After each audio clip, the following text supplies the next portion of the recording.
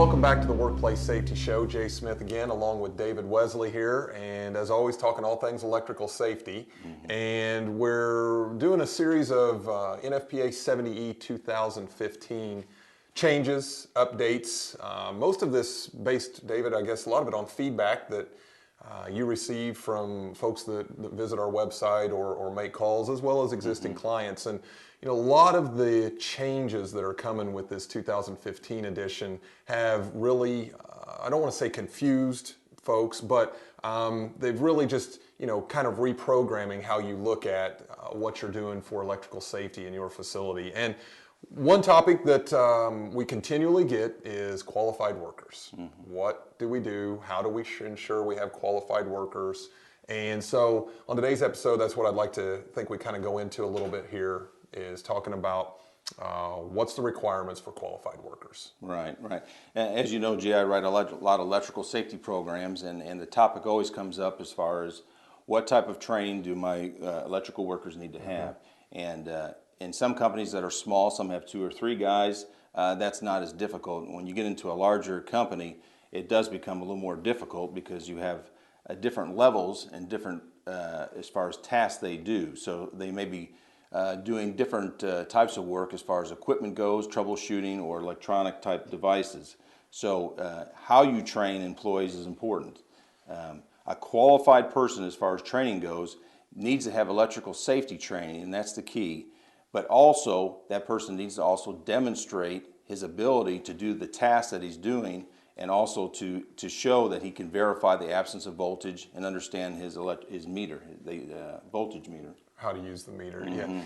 And you know, a lot of times I think the question centers more around maybe it's a safety professional or a safety manager in an organization, and maybe you're new to the organization, and you come in and you know, you've got an electrical maintenance staff that's been there 20 years, you know, or maybe they wired the building, you know, and now you're coming in and you say, okay, I don't see that, you know, this 20-year electrician has really had training from our organization on electrical safety or how to use a meter. That can put a safety manager in a tough position at that point to go around pointing fingers at what, you know, technically would be a qualified person. I would think that a guy that's been doing the trade for 20 years probably knows a little bit about what he's doing. Right. So, you know, what can a safety manager do in this instance if there's, you know, really nothing documented? How would they handle that? I mean, what's the steps that they would go through to basically feel better about themselves for ensuring that guy is actually qualified? Yeah, and if you're a safety manager listening, this is a tough one. In your organization, you've got to designate someone as being the qualifier of your qualified people. What I mean by that is someone has to be designated through your company. If you do not have a person that basically sets himself aside, that has a knowledge, has been there for a long time, you're going to have to basically develop a person to qualify your employees. What I mean by that is start training with that person.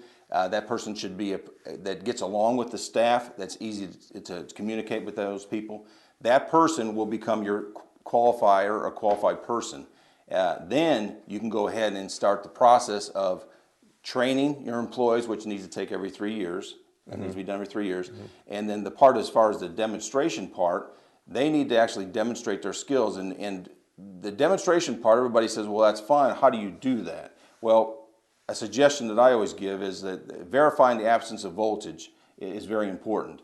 So I always ask the employee to show me how to go ahead and show that you can test your meter prior to checking for the absence of voltage, to make sure you know how to do that, and basically do a lockout tagout process.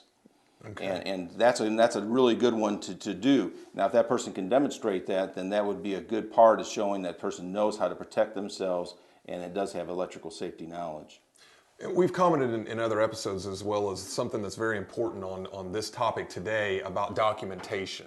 Okay, you know, one of the keys to an effective electrical safety program, a qualified worker program, is documentation of what's been done and how that's being used in your organization. So what are some ways, I mean, to just say document it, what are some ways that, you know, for a qualified worker in a training program that an organization could document?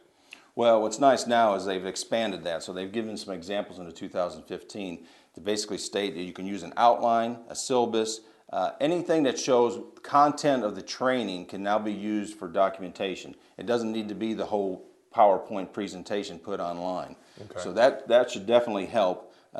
Just remember, it's about if there's an incident that happens and you have to show to OSHA what type of training did you give your employees, you can pull that up and show them exactly what they did get trained on.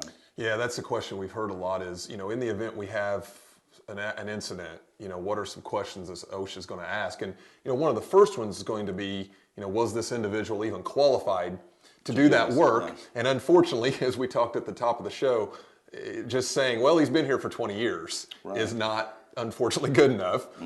They're going to want to see what you have laid out, and this goes into your safety program, which another topic for another episode. Right. But this is part of a safety program. Is you really need to have a documented qualified worker program, which outlines the training, along with obviously specific tasks and PPE usage that goes along with it. But it's really just comes down to ensuring that you've trained them, ensuring that you've documented that training, ensuring that they demonstrated it at your facility.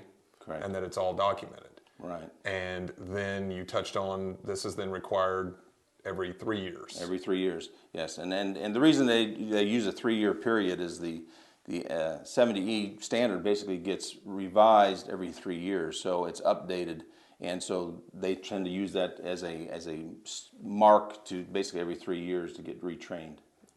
Okay. Well, that's some great information. Thank you for your insight on that, David. And, anyone watching this episode, if you have questions or if you have comments, you need help with Qualified Worker Program, give us a call. Visit llewellyn.com. David Wesley here can consult you a little bit. One of the things that David mentioned that he does is he writes electrical safety programs for companies, helps companies with their Qualified Worker Program, as well as, we have a wide range of training programs and delivery formats that we can help you with if you do need some assistance with electrical safety training. You're learning how to use a meter, kind of a big one now. We have some great hands-on courses that you can visit and look at. They're on llewellyn.com, as well as more information just about NFPA 70E updates in general. So thanks again for joining us on this episode, and be sure to check back real soon. We've got some new ones coming out. Thank you. Thank you.